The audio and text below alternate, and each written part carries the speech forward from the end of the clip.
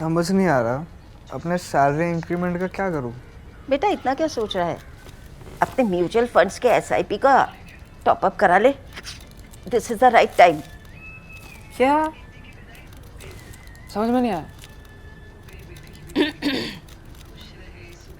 बेटा इतना क्या सोच रहा है? अपने म्यूचुअल फंड्स का एसआईपी टॉपअप करा ले। This is the right time. अब समझा।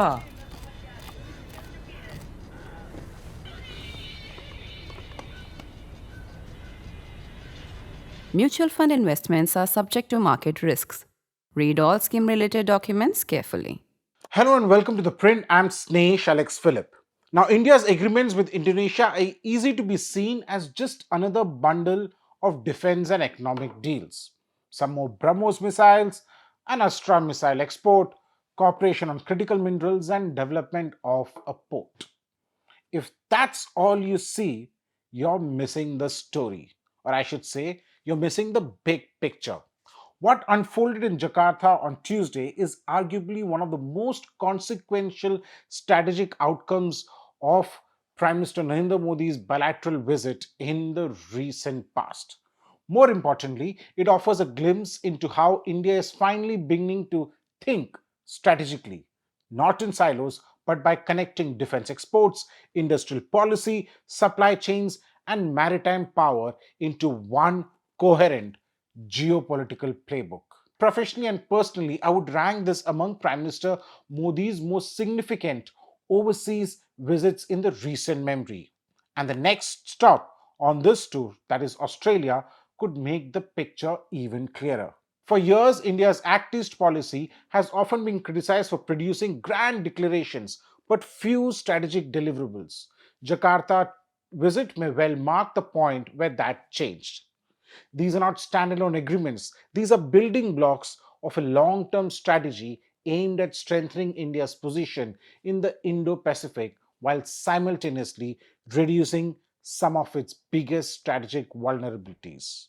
The defense story is the easiest to understand. Indonesia had already contracted one BrahMos missile battery early this year, a development that I had reported would be followed by additional purchases in phased manner. Today's agreement confirms that expectation.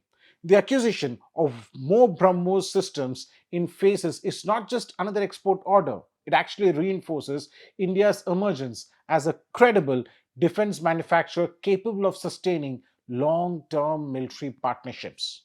BrahMos has now evolved beyond being merely a missile. It is India's strategic calling card.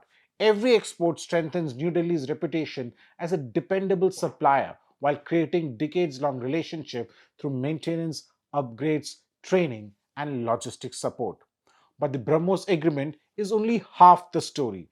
The quieter and perhaps significant announcement is the Indonesia's decision to procure Astra Mark 1 beyond visual range air-to-air missile for its fleet of Su-30 fighters. Now remember that they have not signed a contract. What they have done is signed an MOU for more BrahMos and for Astras. The talks, the negotiations will continue to happen and a formal contract would be signed later on. Now, this Astra MOU matters because Astra is entirely indigenous, developed by DRDO and produced by Bharat Dynamics Limited. It represents the maturity of India's missile ecosystem. More importantly, integrating Astra onto the Russian origin Su-30s prove that Indian weapons can be adapted for platforms operated across the world. That opens door far beyond Indonesia. Dozens of countries continue to fly variants of the Su-30. A successful induction could position Astra as India's next major defense export after BrahMos. Defense exports, after all, are no longer about earning foreign exchange alone. They are instruments of strategic influence. Countries buying your weapons also need upgrades, software, spare parts, maintenance, and training. These relations often last decades, just like how India's relations with other countries from where we import defense equipment is. Yet, the most consequential agreement signed in Jakarta may not involve missiles at all. The critical minerals partnership with Indonesia reflects a strategic reality that New Delhi has finally begun to acknowledge. The next geopolitical contest will be fought as much as through supply chains as through military power. Indonesia possesses some of the world's largest nickel reserves and is emerging as a major source of minerals essential for electric vehicles, semiconductors, renewable energy systems, and defense production. China currently dominates the processing of many of these materials, especially rare earth elements and permanent magnets. Beijing's recent export restrictions demonstrated how supply chain dominance can quickly become a geopolitical leverage. India's decision to invest in processing facilities in Indonesia is therefore about much more than just mining. It is about building resilience, reducing dependence on China, and securing the raw materials that will power India's manufacturing ambitions for decades. Indonesia wants to escape the Chinese clutch because the majority of nickel processing plants are either directly or indirectly Chinese owned. Indonesia has taken a series of changes in law in the recent past to ensure it is not taken for a ride, and the Chinese are now upset with it. And then comes the Sabang Port. If the minerals agreement is about economic security, Sabang is about maritime strategy.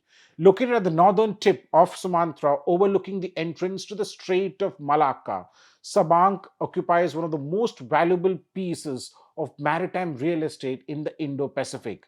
Every day, an enormous volume of global trade and energy supplies passes through these waters. And remember that Malacca Straits is a choke point. For India, greater access to Sabang complements the Andaman and Nicobar and the upcoming Great Nicobar Transshipment Project. Together, they significantly strengthen India's ability to monitor, sustain, and project maritime presence across the eastern Indian Ocean. Equally important is what Sabang is not. It is not an overseas military base. It provides logistics, access, and operational flexibility, the kind of strategic footprint increasingly preferred in today's Indo Pacific competition without triggering the political sensitivities associated with permanent basing. Seen individually, every agreement has merit. Seen together, they tell a much bigger story. India is finally beginning to integrate defense exports, industrial cooperation, supply chain resilience, and maritime access into a single strategic framework. That is precisely how China built its influence over the past 2 decades, not merely through military strength, but by combining infrastructure, manufacturing, technology, trade, and long term strategic investments. For India to compete effectively, diplomacy can no longer function independently of commerce, defense, or industrial policy. Indonesia is perhaps the ideal partner for such a strategy. It is Southeast Asia's largest economy, the world's fourth most populous country, and the de facto leader of ASEAN, and a nation sitting astride one of the world's most important maritime choke points. The significance of the Jakarta agreements, therefore, lies not in the number of missiles sold or infrastructure products announced, it lies into something much bigger. For perhaps the first time in years, India appears to be executing a genuinely integrated Indo Pacific strategy, one where missiles support diplomacy, critical mineral strength and economic security, ports reinforce maritime power, and industrial partnership underpin long term geopolitical influence. Yes, you heard it right. For the first time in several years, India is no longer working in silos. What it is bringing on the table is a grand holistic package.